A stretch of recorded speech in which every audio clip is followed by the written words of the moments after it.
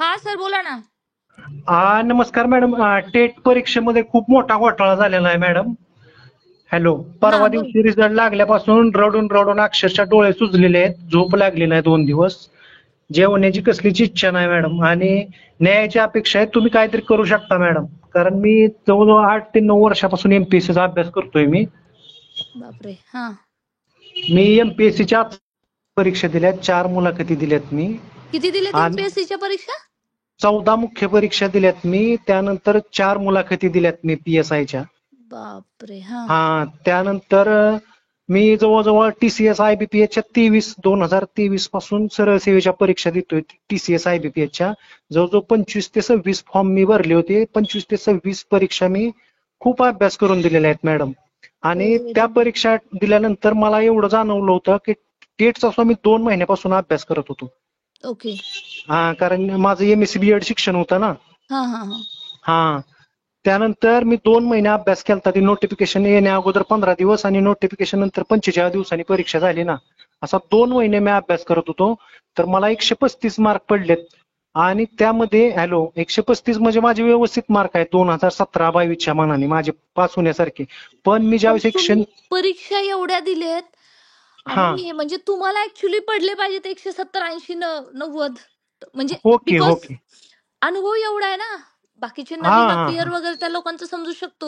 उद्याच्याला काही झालं 2022 मध्ये परीक्षा दिली किंवा 3दा. शिक्षक जनरली होणारा 2दाच परीक्षा देतो. हार्डली एमपीएससी करणारे थोडेच उमेदवार इथे येतात. नाहीतर ते त्यांचं विजन क्लिअर असतं ना. शिक्षक भरतीकडे म्हणजे थोडीशीच येतात ना. त्यामुळे ऍक्च्युली तुम्हा लोकांना चांगले मार्क्स असायला हवे होते. होय की मॅडम. आणि तुम्हाला सांगतो 120 मार्काचं गणित बुद्धिमत्ता होतं. 200 मार्काचा पेपर होता. ओके. 2 तासाचा पेपर होता. म्हणजे 120 मिनिटाचा पेपर, 200 प्रश्न. हो. त्यात अति म्हणजे 120 मार्काला गणित बुद्धिमत्ता आहे. बरोबर. म्हणजे 120 मार्काचं गणित बुद्धिमत्ता आहे. 120च मिनिटं पेपरचा वेळ आहे. आणि नंतरचे 80 प्रश्न म्हणजे असे 200 प्रश्न 120 मिनिटामध्ये सोडवणं. त्यातल्यात गणित बुद्धिमत्ता 120 मार्काचा असताना जर तुम्हाला 200 पैकी 190 मार्क पडत असतील तर माझी तर काय मागणी आहे माहित आहे का? तुम्ही सीसीटीव्ही फुटेज मागवा. त्यानंतर कुठल्या सेंटरची मुलं सिलेक्ट झालेत ते तुम्ही सांगा. त्यानंतर नॉर्मलायझेशन मध्ये कुणाचे किती मार्क वाढलेत सांगा. आणि सीसीटीव्ही डाटा द्या ना तुम्ही. सीसीटीव्ही फुटेज द्या. त्यानंतर अकॅडमिक रेकॉर्ड त्यांचं मागचं द्या.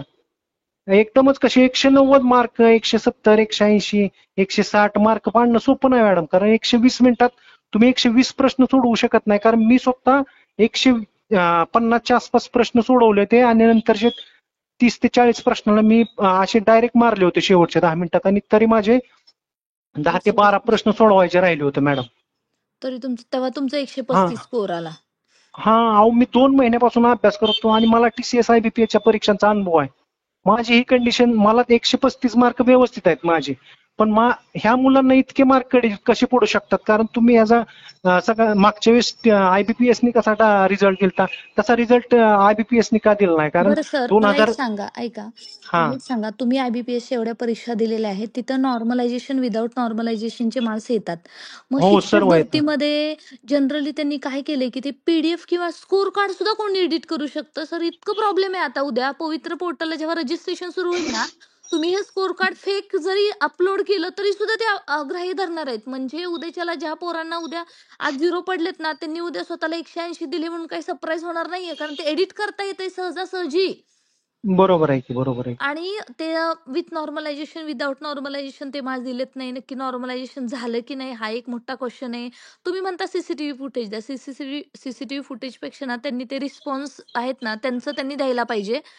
हा हा बरेच हा उमेदवार मला कॉल करून असे सांगतात, की मॅडम आम्ही आमचं हे जर रिस्पॉन्सेस मागू का? पण तुम्हालाही चांगला अनुभव आहे.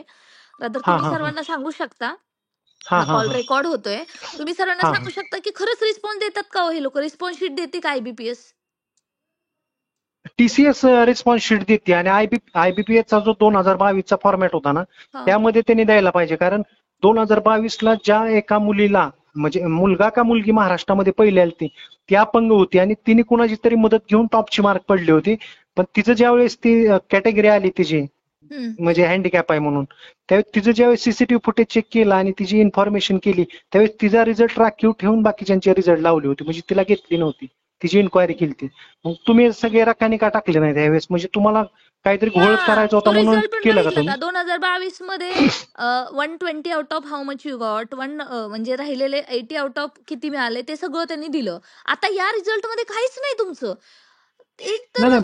म्हणजे खूपच सरप्राइझिंग आहे. कुठला स्कॅम काय, तुम्ही ते लाईव्ह सुद्धा पाहिलं असेल नुकतंच. मी ह्याच्यामध्ये टाकलं होतं. काही पुरावे सुद्धा आहेत तुमच्याकडे सुद्धा, सगळ्यांकडे पुरावे आहेत.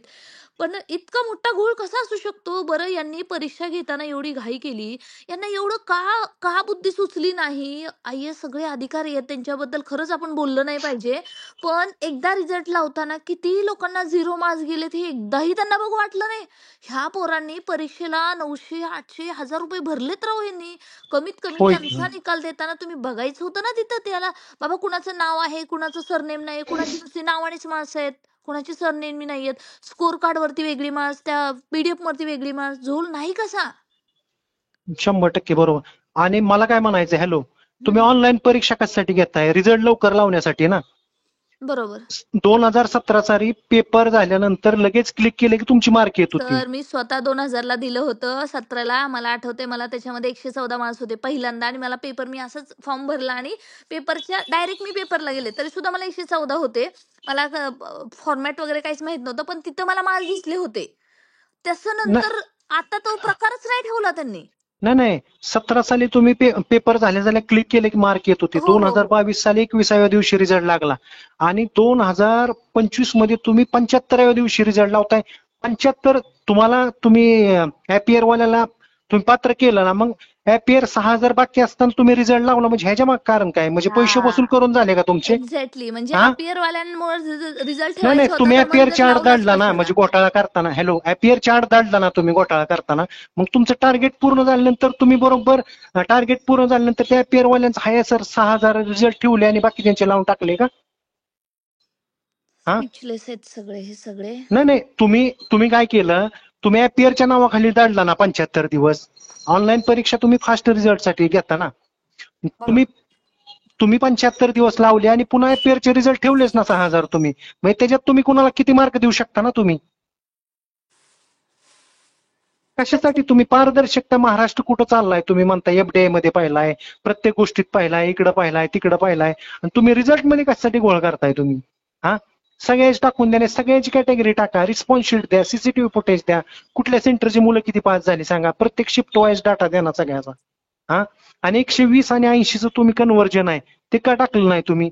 का स्कोप आहे का तुम्हाला तिथं घोटाळा करण्यासाठी? काय किती किती घोटाळ्यांनी काय केलंय नक्की काही समजत नाहीये. बरं, आपण म्हणलं ना, आपण तरी मान्य करू, चला बाबा स्कॅम झाला नाही, खरंच मुलांच्या हक्काचे मार्क्स आहेत. आपण बघतो 190 वाले वगैरे. मी तुम्हाला लास्ट टाइम म्हटलं होतं ना, मी सगळ्यांना हा सांगितलं की मला त्यांचे नंबर्स द्या. 190, हा हा 170 आपल्याला कळू तर द्या. आपण त्यांचे अभिमान मानू, त्यांचा सत्कार करू, त्याच्यासाठी तर त्यांचे नंबर द्या. हे लोकच नाहीयेत, गायी हा हा बसल्यासारखी हा. सगळी लोक आहेत सगळे. नाही नाही, त्यांनी पुढे यायला पाहिजे. तुमच्या विरुद्ध आवाज निघतोय ना. पहिल्या 100 मुलांनी, जे मुलं 120 मार्काचं गणित आहे आणि 120 मार्काचीच परीक्षा आहे, आणि वरच्या 80 प्रश्न बी तुम्ही सोडवले, 190 मार्क तुम्हाला पडतायत. तुम्ही डायरेक्ट कॅमेरा पुढे या ना. एखाद्या चॅनलला मुलाखत द्या, TV9 ला द्या, एबीपी माझाला द्या, एखाद्या कुठल्या तरी ह्याच्या तुम्ही या ना.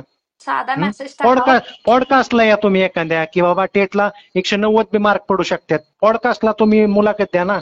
अशा आम्ही अभ्यास केला, तसा अभ्यास केला. तुम्ही बाहेर कसं काय निघा ना तुम्ही? हा. मुलाखत द्या तुम्ही. हा. कशाला मुलांच्या जीवाशी खेळताय तुम्ही? आणि महाराष्ट्रातली एकमेव अशी परीक्षा असेल जगातली की परीक्षेच्या म्हणजे जागा येण्या अगोदर परीक्षा घेतली जाते. बरं, हा. आता जागा आहेत का? सगळा घोटाळा आहे तुम्हाला सांगतो हा नुसता, आणि अतिशय तरुणाई उद्ध्वस्त करण्याचा धंदा आहे तुम्हाला सांगतो टेटची परीक्षामध्ये, बरं का. हा. एक्झॅक्टली. नाही नाही, तुम्ही टाका ना, सगळा डाटा टाका, रिस्पॉन्स शीट टाका. 75 दिवस रिझल्ट कशासाठी उशिरा लावला तुम्ही? नाही, तुम्ही 6000 रिझल्ट मागे ठेवलेच ना तुम्ही. हा. मग ते कोणासाठी तुम्ही इतके दिवस उशीर लावला? 75 दिवस. 2017 तुम्ही क्लिक केलं की पेपर झाला की तुमची मार्क कळत आहेत. 2022 ला तुम्ही 21व्या दिवशी रिझल्ट लावता. ह्यावेळेस 75 दिवस कशासाठी लावले? अहो, ज्याचे पाक यजबार व्हायला लागल्या त्याचा विचार केला नाही ना, ऍपियर वाल्यांचा विचार केला यांनी. म्हणजे ऍपियर वाल्याच्या आड दडून घोटाळा करायचा होता का यांना? नाही सर, पण मला हा काय म्हणायचंय, अपियर वाल्यांचा रिझल्ट साठी उशीर लावला हे त्यांनी सांगितलं, पण अपियरचा रिझल्ट होल्ड करून रिझल्ट का लावला हा प्रश्नच हा आहे. हा हा प्रश्न आहे. तुम्ही 6000 मुलांचा डाटा का ठेवला?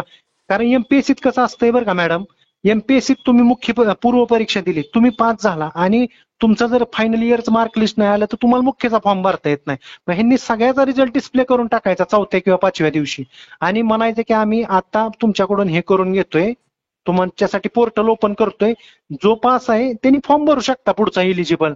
मग तो डाटा तुम्ही का केला? हा, तुम्ही रिझल्ट उशिरा लावण्यामागचं कारण काय? तुम्ही दिलं का स्पष्टीकरण त्या बाबतीतलं? तुमच्यातलं कोण आयुक्त किंवा त्या परीक्षा सचिव आहेत ते अवेलेबल होत आहेत का नाही ते मीडियाशी ते बोलण्याशी? सांगतात नाही नाही ते हा, तर भेटतच नाही, ते बोलण्याचा नकार देतात आहे आणि ते लोक सांगतात की नाही तुम्ही युट्यूब वाले पारदर्शक आपले आहात ना, ना, तुम्ही बोला ना. युट्यूब वाले असं चुकीचं पसरवतात. मी आता मला एक मेसेज आलाय, तो मला सांगतो की मॅडम माझ्या शेजारचा मुलगा आहे ना, म्हणजे माणूस आहे, तो मला सारखा म्हणत होता की आम्हाला ना तुम्ही मार्क्स वाढून देतो, मार्क्स वाढून देतो, परंतु म्हटलं माझ्याकडे पैसे नव्हते, मी दिले नाही. म्हणजे हे सगळं मॅनेज झालंय ऑलरेडी, ह्याच नाहीये, हे ऑलरेडी झाले मॅनेज. हे आपल्या समोर आले, नंतर कुठे कुठे कसं मॅनेज झाले ते खूप मोठं आहे. त्या दिवशी ते आता राहुल कवटेकरांनी त्या लाईव्ह मध्ये सुद्धा सांगितलं, आपण चॅनलवर हा हा हा. होते, कशा पद्धतीने होतं. नाही नाही, यांनी ना परीक्षा पारदर्शक घेतली म्हणला ना, तुम्ही रिझल्ट 2022च्या फॉर्मॅट मध्ये लावा. कुठल्या सेंटरची मुलं किती सिलेक्ट झाल्यात सांगा, 150+ मुलांचा जो डाटा आहे, कुठल्या सेंटरचे आहेत काय, सगळा डाटा तुम्ही ओपन करा ना. परीक्षा परिषदेला काय अडचण आहे, एका क्लिकवर सगळी माहिती देऊ शकतात ना. यात कशाची प्रायव्हसी काय येतो? सर आपण त्याची मागणी करूया नक्कीच, म्हणजे काही पण करा मॅडम, अक्षरशः 3 दिवस झालं पोटात अन्न नाही, अजिबात झोपायची चिन्ह नाहीत. 3 महिने अभ्यास केलाय मी टेटचा, अजिबात मार्क म्हणजे मला मार्क व्यवस्थित आलेत, पण 150+ ज्या मुलांना मार्क पडले ते चौकशीच व्हायला पाहिजे एसआयटीची. काहीतरी करा मॅडम, तुम्हीच न्याय देऊ शकता. नाही सर, आम्हीच काय, आपण देऊ शकतो, आम्हीच काय, आमचं काय, कुणाचं काय नाही नाही, तुम्ही काही म्हणजे निर्णय घ्या, तुम्हाला आमचा पाठिंबा आहे.